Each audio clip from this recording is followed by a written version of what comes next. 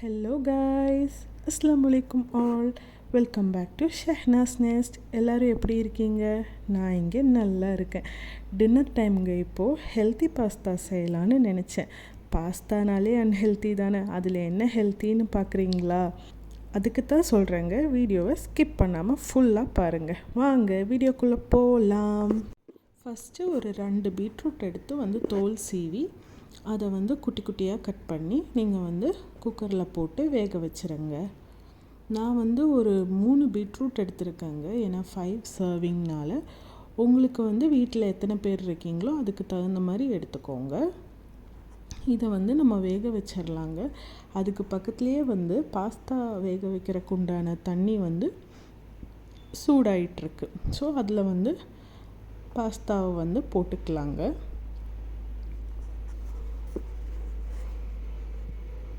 நான் 5 பேர்த்துக்கு அளவாக தான் அந்த பாட்டிலில் வச்சுருந்தேன். அது போட்டிருக்கேன். அது கூட நீங்கள் உப்பை ஆட் பண்ணிக்கோங்க. அதுக்கப்புறம் கொஞ்சமாக வெஜிடபிள் ஆயில் ஆட் பண்ணிக்கோங்க. நம்ம ஏன் வெஜிடபிள் ஆயில் ஆட் பண்ணுறோம் அப்படின்னா, பாஸ்தா ஃபுல்லாக ஒட்டாமல் வர்றதுக்காக தான் ஆட் பண்ணுறாங்க. ஸோ அதுவும் கொஞ்சம் ஊற்றிக்கோங்க.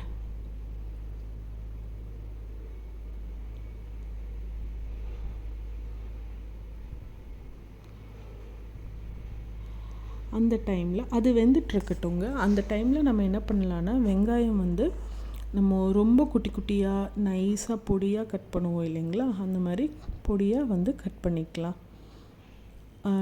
உங்களுக்கு என்னென்ன வெஜிடபிள்ஸ் வேணுமோ நீங்கள் அது போட்டுக்கோங்க. உங்களுக்கு வெங்காயம், கேப்சிகம், மஷ்ரூம் இருந்தால் மஷ்ரூம் கூட போடலாம், நல்லாவே இருக்கும். இன்னுமே நான் என்கிட்ட வெங்காயம், கேப்சிகம், அப்புறம் க்ரீன் பீஸ் இருந்துச்சு. ஸோ அது 3 மட்டும் நான் ஆட் பண்ணிக்கிட்டேங்க. இது கூட உங்கள்கிட்ட இன்னும் நிறையவே வெஜிடபிள்ஸ், கேரட் அந்த மாதிரியெல்லாம் இருந்தால் நீங்கள் கொஞ்சம் கொஞ்சமாக அதுவும் ஆட் பண்ணிக்கலாம். ஸோ நம்ம வெங்காயம் குட்டி குட்டியாக நறுக்கிக்கலாம் பொடியாக. அங்கே பீட்ரூட் விசில் அடிச்சிட்ருக்குங்க. ரெடி ஆகிடுச்சு. பீட்ரூட் ரெடி ஆகிடுச்சின்னு நினைக்கிறேங்க. அதுக்கப்புறம் தக்காளி நம்ம பேஸ்ட்டாக தான் எடுக்க போகிறோம். ஸோ அதுக்கு நம்ம பெருசு பெருசாகவே கட் பண்ணி மிக்ஸியில் போட்டு பேஸ்ட்டாக நம்ம எடுத்துக்கலாம்.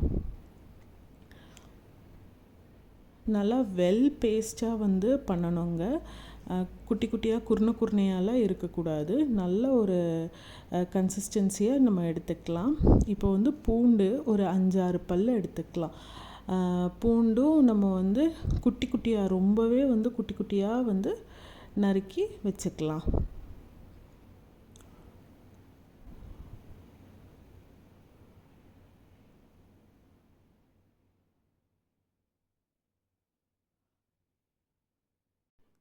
ரொம்ப சின்ன சின்னதாக பொடியாக பூண்டு கட் பண்ணிக்கோங்க.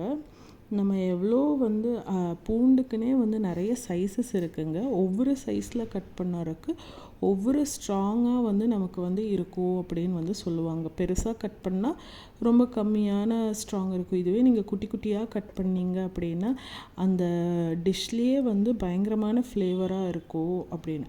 நான் ஒரு 6 பல் பூண்டு எடுத்து ரொம்ப குட்டி குட்டியாக கட் பண்ணியிருக்கேன். எனக்கு ரொம்ப பிடிக்கும் பூண்டோட வாசம். இடையில இந்த பாஸ்தா வேறு இலக்கி விட்டுக்கிட்டே இருந்தேன், ஏன்னா ரொம்ப நேரம் எடுக்குதுங்க வேகிறதுக்கு. நம்ம இப்போ பீட்ரூட் வெந்துருச்சுங்க. அதை நல்லா மை மாதிரி நம்ம அரைச்சிக்கலாம். ரொம்ப நைஸாக ஜூஸ்க்கெல்லாம் எந்த மாதிரி அரைப்போம் அந்த மாதிரி நல்லா ஃபைனாக பேஸ்ட் பண்ணிக்கலாம். பாஸ்தா வெந்துருச்சுங்க. நம்ம இப்போ பீட்ரூட்டை ரெடி பண்ணி எடுத்துடலாம். சூடு ஆறினதுக்கப்புறம் எதுவாக இருந்தாலும் போடுங்க மிக்சியில்.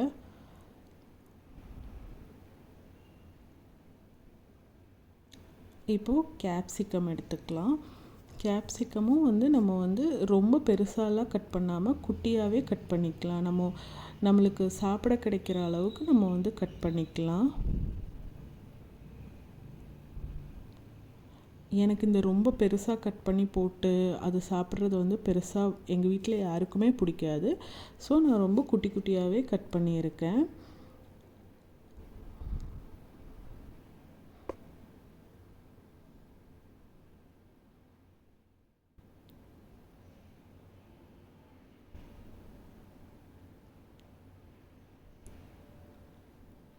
இப்போ இன்னொரு பேனில் நம்ம வந்து வெங்காயம் தாளிக்கிறதுக்காக வச்சுக்கலாங்க.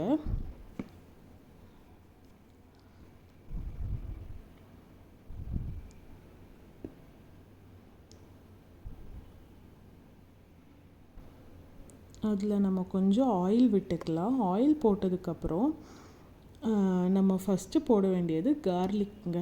அந்த பூண்டை வந்து நல்லா போட்டு பூண்டு வந்து லைட் ப்ரௌன் ஆகிற வரைக்கும் நல்லா ரோஸ்ட் பண்ணி எடுத்துக்கோங்க. அதுக்கப்புறம் நம்ம வந்து வெங்காயம் ஆட் பண்ணிக்கலாம். வெங்காயத்து கூடயே கேப்சிகமும் நீங்கள் வந்து ஆட் பண்ணிக்கோங்க. க்ரீன் பீஸும் ஆட் பண்ணிக்கோங்க. மூணுமே வந்து நான் வந்து இதில் மூணுமே வந்து அட் அ டைமில் போட்டிருக்கேன். ஏன்னா எனக்கு கொஞ்சம் நல்லாவே கேப்சிகம் வேகணும் அப்படிங்கிறதுக்காக. உங்களுக்கு க்ரன்ச்சியாக வேணும் கேப்சிகம் அப்படின்னா நீங்கள் லாஸ்ட்டில் கூட ஆட் பண்ணிக்கலாம். க்ரீன் பீஸ் வேகிறக்கும் ஒரு டைம் எடுக்கும். ஸோ அதுவும் அப்போவே நான் வந்து ஆட் பண்ணிட்டேன். இது மூணுமே வந்து நல்லா வெந்து வரட்டும் அப்படின்னு சொல்லி நேரமாகவே ஆட் பண்ணிட்டேன்.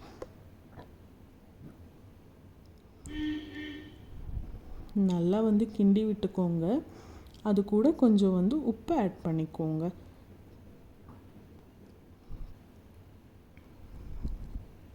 இப்போ நான் இன்னொரு பேன் எடுத்திருக்கேங்க. எதுக்கு அப்படின்னா ஒயிட் சாஸ் வந்து ரெடி பண்ணுறதுக்காக எடுத்திருக்கேன். அதில் நம்ம பட்டர் கொஞ்சம் வந்து ஆட் பண்ணிக்கலாம்.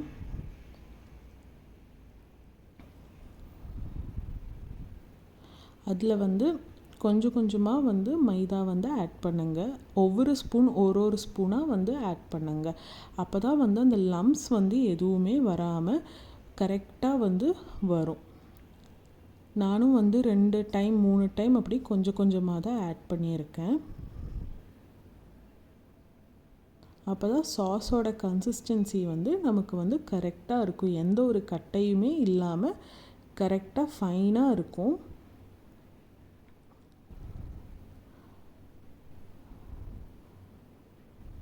மைதா வந்து போட்டு கிண்டினதுக்கப்புறம் நம்ம வந்து அதில் பால் கொஞ்சம் கொஞ்சமாக ஊற்றணுங்க. ஃபுல்லாக ஊற்றிடக்கூடாது. கொஞ்சம் கொஞ்சமாக நம்ம வந்து ஊற்றி அந்த கட்டையெல்லாம் வந்து நம்ம வந்து உடச்சி விடணும். நம்ம கரெக்டாக கிண்டினா அதுவே வந்து ரெடி ஆகிடும். இங்கே வந்து ஆனியனும் க்ரீன் பீஸும் வந்து ரெடி ஆகிடுச்சுங்க. நல்லாவே வெந்துருச்சு. ஸோ அதை வந்து நம்ம வந்து ஒரு ஓரமாகவே இருக்கட்டும். இப்போது சாஸ் வந்து ரெடி ஆகிட்டே இருக்குங்க. சிம்லேயே வச்சு பண்ணுங்கள். லோ ஃப்ளேம்லேயே வச்சு பண்ணுங்கள். அந்த பட்டாணி இதில் இருக்குது. அதில் வந்து கொஞ்சம் இந்த டொமேட்டோ பேஸ்ட் அரைச்சி வச்சுருந்தோம் இல்லைங்களா, அதை வந்து ஊற்றி அதையும் வந்து நல்லா கிண்டி விட்டுருங்க. இப்போ பட்டாணி பார்த்திங்கன்னா அந்த டொமேட்டோ பேஸ்ட் வந்து அதோட ரா ஸ்மெல்லெல்லாம் போகிற வரைக்கும் நம்ம வந்து அதை வேக விடணும். இப்போ இங்கே பேஸ்ட்டும் ரெடி ஆகிடுச்சு. அந்த பேஸ்ட்டில் நம்ம என்ன பண்ணுறோன்னா அரைச்சி வச்சுருக்கிற பீட்ரூட்டை வந்து நம்ம ஆட் பண்ணிக்கலாம். உங்களுக்கு ரொம்ப வந்து ஸ்வீட்டெல்லாம் வந்து ஆகாது. ஏன்னா பீட்ரூட் ஆட் பண்ணாலே கொஞ்சம் ஸ்வீட் கன்சிஸ்டன்சி வந்துடும். ஸோ உங்களுக்கு எவ்வளோ வேணுமோ அவ்வளோ பியூரி மட்டும் ஊற்றிக்கோங்க. நான் வந்து இங்கே நிறையவே ஊற்றியிருக்கேன். ஊற்றி பேஸ்ட்டோடு நல்லா வந்து கிண்டி விட்டுக்கோங்க. அந்த சாஸோடு நல்லா கிண்டி விட்டுக்கோங்க. அதில் கொஞ்சம் உப்பு, அப்புறம் வந்து பெப்பர் பவுடர் மட்டும் போட்டு கிண்டி விட்டுருங்க.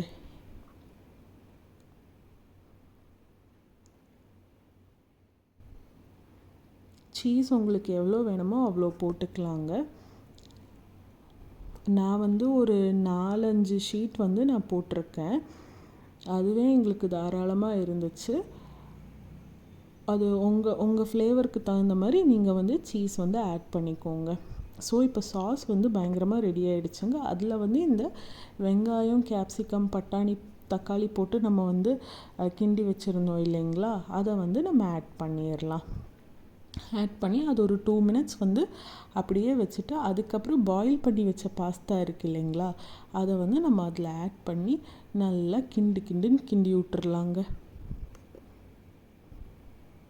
இப்போ பார்த்தீங்களா பாஸ்தாவோட கலரே வந்து எவ்வளோ ப்ளசண்ட்டாக இருக்குதுன்னு பார்த்தீங்களா. நல்லா மிக்ஸ் பண்ணி விட்டுக்கோங்க. மிக்ஸ் பண்ணி விட்டு ஒரு 2 to 5 மினிட்ஸ் வந்து லோ ஃப்ளேம்லேயே வந்து பாஸ்தாவை வந்து குக் பண்ணி எடுத்துக்கலாம். அதில் வந்து உங்களுக்கு காரம் தேவைப்பட்டால் சில்லி ஃப்ளேக்ஸ் ஆட் பண்ணிக்கோங்க. நான் வந்து கொஞ்சம் கொஞ்சமாக தான் சில்லி ஃப்ளேக்ஸ் ஆட் பண்ணியிருக்கிறேன். அது கூட கொஞ்சம் ஆரிகானோ வந்து ஆட் பண்ணியிருக்கேன். அவ்வளோதாங்க. அதை வந்து நல்லா மிக்ஸ் பண்ணி விட்டுக்கோங்க. இப்போ நம்ம பாஸ்தா வந்து ரெடி ஆகிடுச்சுங்க. ஒரு 5 மினிட்ஸ் வந்து சூடாக வந்து லோ ஃப்ளேமில் வச்சா போதும், அதுக்கு மேலே வைக்க வேணாம். இப்போ சர்வ் பண்ணலாங்க நம்ம பாஸ்தாவை. பார்த்திங்களா கலர் எவ்வளோ சூப்பராக இருக்குது. நம்ம வீட்டில் குழந்தைகள்லாம் இருந்தால் இந்த மாதிரி பீட்ரூட் பாஸ்தா, இந்த பியூரி வந்து பீட்ரூட்க்கு பதிலாக கேரட் பாஸ்தா, இந்த மாதிரி எல்லாம் வந்து நம்ம டிஃப்ரெண்ட்டாக குழந்தைகளுக்கு செஞ்சு கொடுக்கலாங்க. அவங்களும் விரும்பி சாப்பிடுவாங்க. இதுதாங்க நான் ஹெல்த்தி பாஸ்தான்னு சொன்னேன். பாருங்கள் எவ்வளோ நல்லா இருக்குது. நீங்களும் வீட்டில் ட்ரை பண்ணி பார்த்துட்டு எனக்கு கமெண்ட் செக்ஷனில் வந்து சொல்லுங்கள். என் ஹஸ்பண்ட் சாப்பிட்டு பார்த்துட்டு அடி பொலி அப்படின்னு சொல்லிட்டு சாப்பிட்டாருங்க, நல்லாவே சாப்பிட்டாரு. ஸோ நீங்களும் ட்ரை பண்ணி பாருங்கள். வீடியோ பிடிச்சிருந்தா மறக்காமல் சப்ஸ்கிரைப் பட்டனை வந்து தட்டி விட்டுருங்க. பாய்.